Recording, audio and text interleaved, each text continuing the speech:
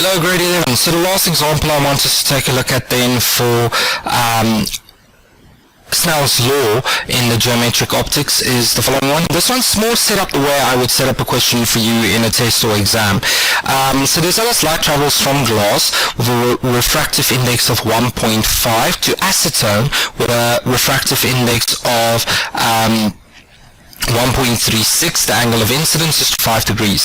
Then it tells us describe the path of light as it moves into the acetone. Now here they really want you to tell them, is light going to bend towards or away from the normal? And that's where we learned those two rules, where we said that if it's moving from more dense to less dense medium, it bends away from the normal, and when it's moving from a less dense to a more dense medium, it bends towards the normal.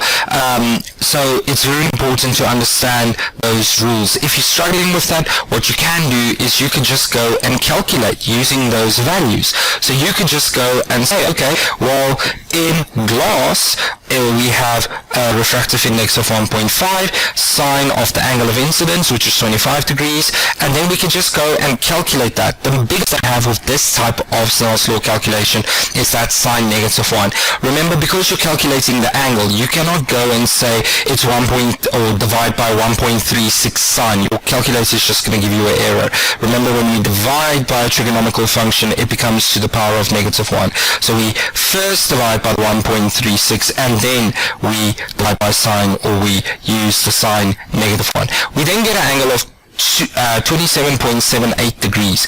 Now that means it's more, so the angle between the normal and the light ray is big, so it's bending away from the normal. So then we can, so it's bending away from the normal. So then we can go, and for A, we can say that it will bend away from normal. Okay, then let's calculate the angle of refraction. Now I've already done that because of the fact that we needed it to answer A, so there will then be our answer for B. So I literally went and I said, okay, let's distinguish between incidence and the refracted information. So incident information, there's our refractive index N1, there's our angle of incidence θ1, and then for our refracted on the opposite side, there is our refracted or refractive index. So that side is what I used for my refracted ray, and this side of the equation is what I used for my incident ray. Okay, and then we get that answer. The next question then, what happens to the speed of light as it moves from glass to the acetone? Now, remember, we said that as we move from more dense to a less dense medium, so in other words, less particles to collide with, less energy is lost. So we can go and we can say for number C, it will be faster. Okay, because that less dense refractive index means less things are getting in the way of the motion of light, so the light will move faster. What happens to the wavelength of the light as it moves through that acetone? Number D, and that's that one in the video where I told you, remember, wavelength, frequency, the two are related to each other.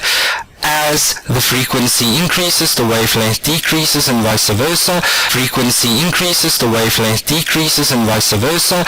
And it's the fingerprint of light. So the wavelength can change, the frequency can never change, but the speed of light can change, and that's due to that particle nature, wave nature of light. So we just say there that the wavelength stays the same. And if this was a longer question, then we could go on to say the velocity of the light changes due to the optical less dense nature of the acetone, but the wavelength remains the same.